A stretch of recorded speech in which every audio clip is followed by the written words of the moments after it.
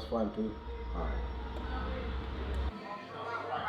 I used to get cut in a place called Max in Fulham. Our dad used to take us down there, and my dad used to say, just scrape it all off #1 and no shaping. And I remember always trying to whisper to the barber, just touch this up, and then my dad would come rushing over and say, no shaping. And then maybe sometimes me and my brother might try and attempt to do it at home ourselves. How did that go? That always went wrong. They didn't even want to go to school. My dad thought he was a barber. One side was down, next side was up. Unplanned high top with a step. Nah, I know Pek's from young. Best friends with his brother. But I thought Pek's was cocky, if you want on the truth. Growing up, I wasn't really tight with Stephen. It's just because he was my older brother's friend. That's the only reason I knew him. This story, this is comical, this is. We still talk about this story now. His brother's a little stirrer. Me and another friend, Martin, used to go to his house. He lived on my road, and we used to little boxing with gloves and stuff, yeah? I don't know how it came about. He asked me, I said, "Do you think you could beat Pekka to the gloves?" I said, "Yeah, probably." And my older brother walks in the room and says he was at Stephen's house and they was boxing, and he said Stephen said he thought he could beat me up. I'm like, what? I just jumped up, went straight around to Stephen's house, knocked on his door. I get knock on my door, and I see Pekka outside. "I heard you could beat me up." I said, "Sorry?" But I'm 2 years younger than him. He's thinking, who the hell are you coming knocking on my door? Okay, let's go to Martin's house and get the gloves there. But then my big brother said, "Listen, you look know each other, you look all grow up in the same thing. You can't go and be fighting. Keep your ass quiet." And then there's Yukes behind just grinning in the background. What a stirrer. Pek started cutting hair before me, even though he's younger than me. That little bit of inspiration, so you know I want to do that. I must have cut my brother's hair, and a few people in the school said, who cut your hair, who cut your hair? Someone suggested to me that there's a barbershop in Southall. I should go there and get a job. I think I'd just left school. I went down there, asked the man for a job. I had a little portfolio of all my pictures in it. He looked at my work and said, "You look ambitious," and he gave me a job. Because I thought I was good, especially working in South when I thought I was a man. I was cocky. And then when I come down to Ealing now, Pek's and Dean, and I think in first week, I thought, wow, these guys are cutting on a different level. I want to leave. I said, I ain't the man no more, not down there. But I just stick it out. My brother said to me, you know what, if you're going to become a better barber, yeah, you have to stay there and you have to learn from these guys. And that's what happened. So I was here pretty much me and another couple barbers for a good few years before Stephen turned up. I didn't really get on with him, but it wasn't a bad advice, it's just I didn't really get on with him. And then pretty much as soon as he started, we clicked straight away and then got to become real good friends.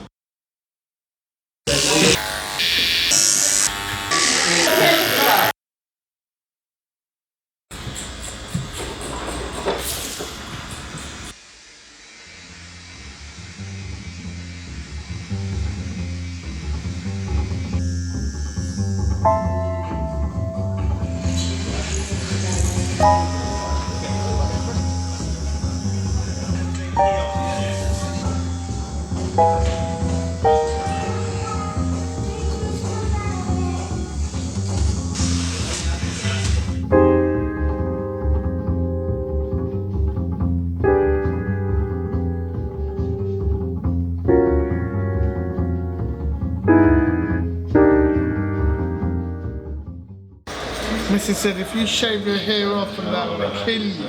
Huh? If you shave your hair off, come back shaving hair off, we're going to kill you. Fish Friday, fish up, yeah? That's fish Friday tonight. Sound Jamaican, my fish Friday, Grenadian thing. Nah man, Jamaican thing man. That's about. Steve is, for me, one of the funniest people I've ever met. So your boss too big man? Maybe. Pek's a stirrer. He's a stirrer. He'll get everyone arguing and have a look behind. Where me now, I'm mouthy, I'm feisty. I'll get in the mix. Never to blame, you know that. Ask them. That's what you said, they tried to blame you. So ask the guys that tried to blame you. Ask the guys that tried to blame you. I was the only one that wrong back. Ask them, innit?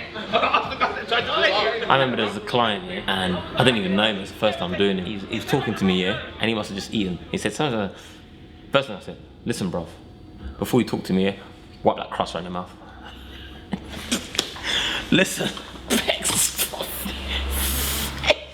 to walk off.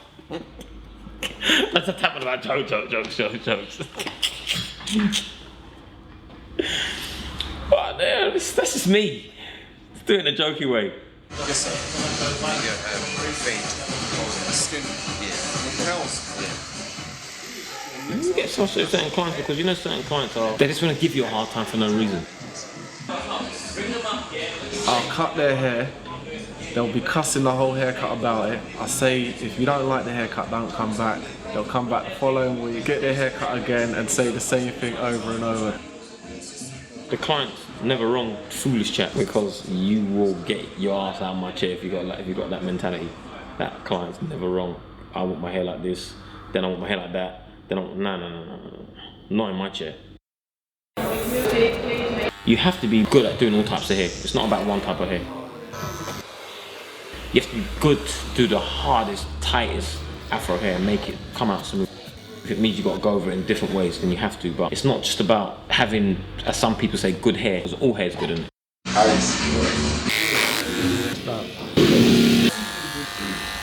You have to be skilled with a razor, man. Okay, what no one says. A lot of barbers out there don't like to use razor, but there's nothing like that when it comes to marking out and doing patterns and doing lines and stuff.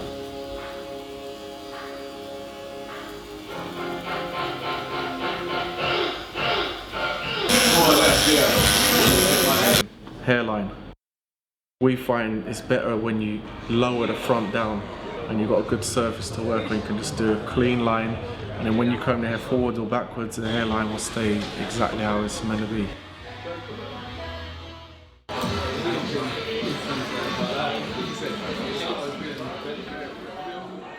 You've seen kids go from down hair to up hair.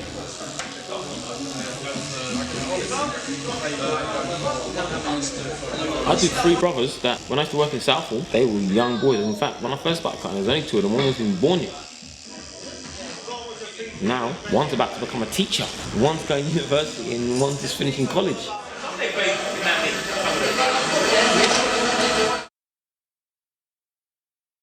Alexandra Palace, I entered my first barbering competition at the age of 17. I didn't win or nothing, but just the feeling of being on stage, being in a competition at that young age motivated me to say, yeah, I want to enter more competitions. I want to win a competition. The first year when I went in as well, I went up against him 3 times and he beat me. Obviously when he weren't doing it no more, that took a bit of an edge off, innit? Definitely off the edge, because that was good friendly competition. Younger barbers now definitely ain't got that drive and stuff that we have. Pekka was entering competitions before me. When I was in Southall, he was still entering competitions as a young guy. And when I went to Ealing, he said, you know, you should enter. I remember doing Battle of the Barbers. Don't know what I'd done on stage, but that was absolutely foolish, but still it was experience. This day and age now, after me and Pekka won quite a few competitions, we'll put it on a plate. Listen, we'll get the photographer. All we've got to do is put in the time. We want you to enter this year. And the photographer is not cheap. Listen, man, I ain't come back and done nothing. The only one I put my hand up for Vish, because he tried twice, which was good. Apart from him, no one ain't really doing that, to be honest with you. That's a bit of a disappointment. Patterns, yeah, definitely been my speciality. I like doing any creative hairstyles, to be honest. If someone's come in and say, give me something fresh, new, I like doing stuff like that. Favourite haircut in time is definitely high top. I wasn't in the era of cutting hair with so much high tops around though. I was getting mine cut. So that's what's the inspiration for me. One of the inspirations to cut hair. I love getting my hair cut. Getting a haircut now, me and Pex, Monday morning, he cuts my hair, I cut his hair. That is the Monday plan. That is what we do. No clients, the only time we get. Monday, start first haircut about 9:30. Might do one early, 1 or 2 early, but then that little 2-hour gap is get our haircut for the week.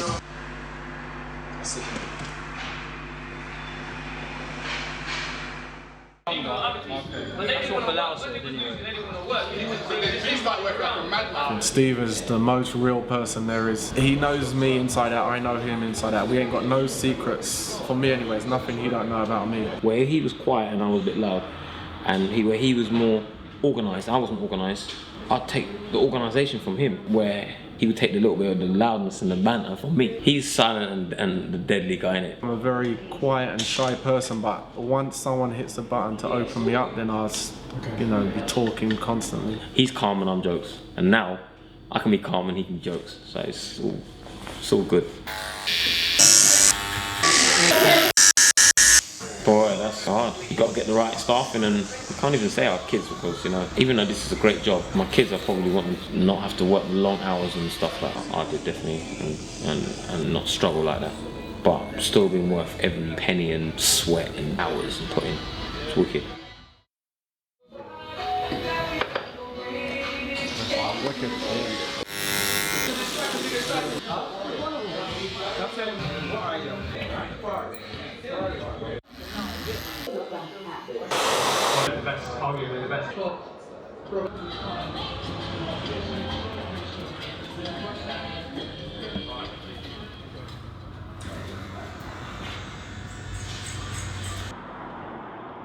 When we started this partnership, everyone was saying, you've got to get a piece of paper and sign it that it's half and half partnership. It's got to be split down the middle. We just said, you know, we don't need that. Forget that. Both said it. I trust him 100%, he trusts me. Never. And that's the way it is. 100%.